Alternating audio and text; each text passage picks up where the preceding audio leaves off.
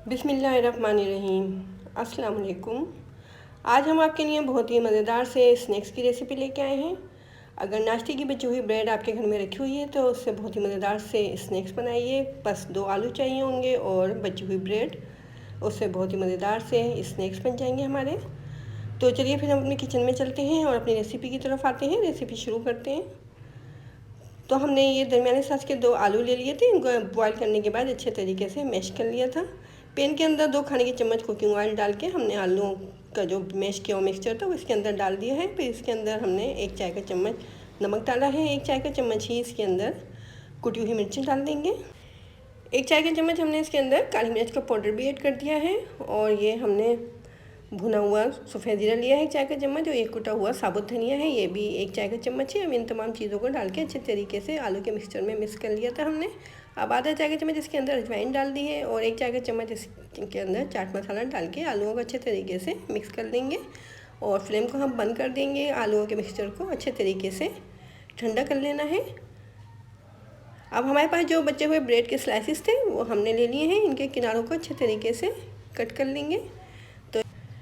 तमाम स्लाइसेस के किनारों को अच्छे तरीके से कट करने के बाद फिर हमने जो आलू का मिक्सचर बना के रखा हुआ है इसके अंदर हम ये स्लाइसेस डालेंगे। इससे पहले हम आलूओं के मिक्सचर के अंदर कुछ हरा मसाला डाल देते हैं। तो हरे मसाले में हमने ये आधी गड्डी हरा धनिया की ले ली है, और ये 1 दरमियाने साइज़ की प्याज है चॉप की हुई, और 1 खाने का चम्मच चॉप की हुई हरी मिर्चें हैं। ये तीनों चीज़ें हम आलू के मिक्सचर के अंदर डाल देते हैं। बहुत ही मज़ेदार से इंशाल्लाह हमारे ये आलू और ब्रेड के स्नैक्स बनेंगे। तो अगर आपको हमारी ये रेसिपी पसंद आ रही है तो जल्दी से हमारे चैनल को सब्सक्राइब कीजिए, लाइक कीजिए और अपने दोस्तों रिश्तेदारों के साथ शेयर करना हरगिज़ ना भूलिए।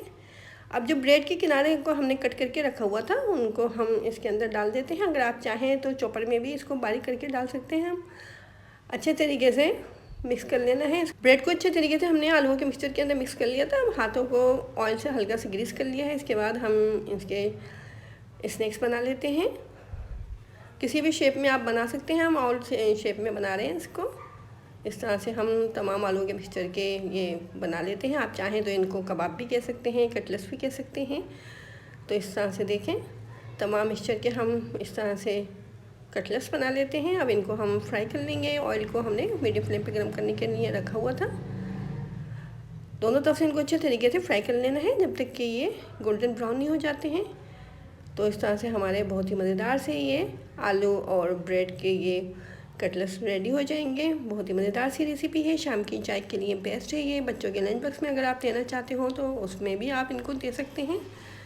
और अगर आप इनको बना के फ्रीज़ करना चाहते हैं तो इनको तकरीबन 3-4 दिन तक आप फ्रीज़ कर सकते हैं, क्योंकि ये आलू इसके अंदर डले हुए हैं। आलू बहुत जल्दी ख़राब हो जाते हैं, पानी छोड़ने लगते हैं, क्योंकि फ्रीज़र में रखने के बाद आलू जम जाते हैं। और फिर जब ये फ्रीज़र से हम निकालते हैं तो आलू का जो पानी होता है वो निकल जाता है, जिससे कि हम जो भी चीज़ आलूओं की बनी हुई रखते हैं वो पतली हो जाती है।